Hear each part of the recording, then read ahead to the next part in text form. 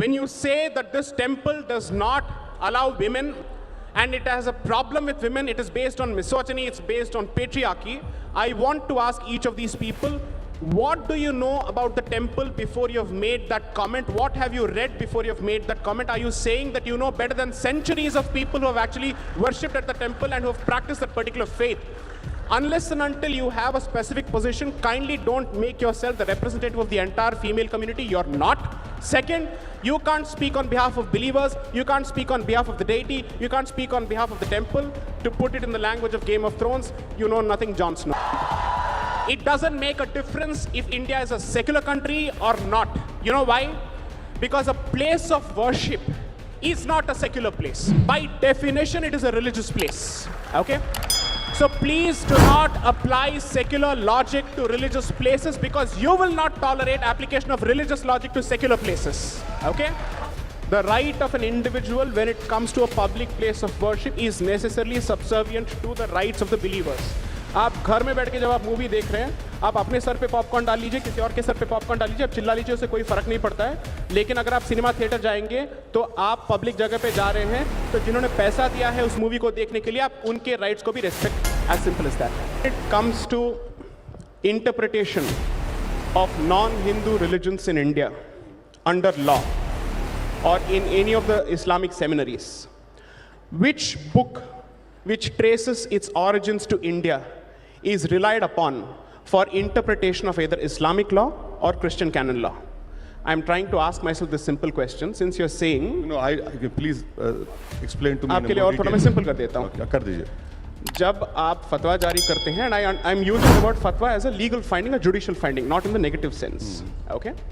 It is an advisory. It's exactly. Not a no judicial. problem. It's an advisory. चाहे वो advisory Supreme हो या Court has binding said हो, जो it's कुछ advisory. ठीक है. Yeah. So the question is, Bharat के कौन से बुक में से आप अपने let's say interpretation को ढूंढते हैं? My point is, everything that relates to Islam necessarily comes from a book and commentaries which do not originate in India. Okay. Would that be a correct statement to make? You're absolutely wrong. Oh, please tell me. You don't know. Sahih al-Bukhari was authored in India. Do you know Fatwa Alamgiri? Go ahead, Fatwa Alamgiri? Oh, so you use Fatwa Alamgiri to actually... Listen to me. Where was Fatwa Alamgiri written? No. The question is, when you issue a fatwa, do you use the Quran or what are you using? Are you debating with me or an anchor? I am asking you. Want to debate with me? I'll answer. I am asking you a straightforward question. I am answering you in a straightforward way. Please listen to me. You have... Should I rephrase the question for you to understand better? I understood where you're coming from. Answer, please. Do you believe that the Islamic law is only Quran and Sunnah? No. You're absolutely wrong. Go ahead, please explain. No, it is not. Right. It is Quran, it is Sunnah, right. It is the judicial or the fatwas given. It is Sunnah is Hadith only. Hadith only. Then you have schools of thought. Right. Hanafi, Shafi'i, Maliki, Fiqh. Right. Then you have Fatwa Alamgiri. There are so many books. So these schools of thought, what is the basis of the schools of thought? Is the every religion, every school of thought. Right. Basically, has the audience understood the question? Okay, great. No, listen. Yes, please. Fantastic. Right. Majority of Indian Muslims are Hanafis. Okay. We follow Fatwa Alamgiri. Okay. And that protection, where it comes from? Article 26. Okay.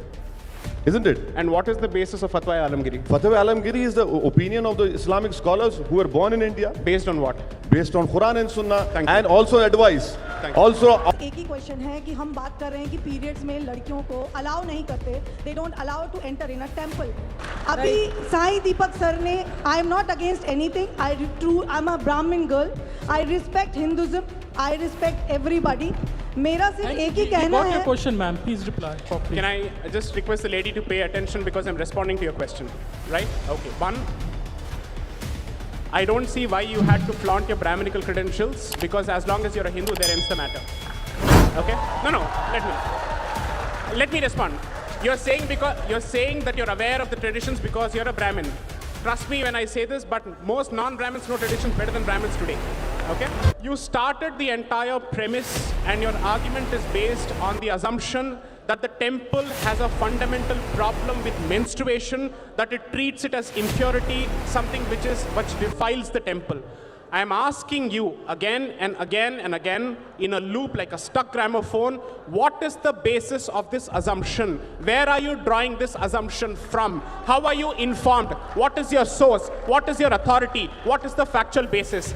Please don't cite news reports. Have you done any reading on your own to come out with this conclusion? If the answer is a no, then you're relying on what we call secondary propositions, which is word of mouth. Okay?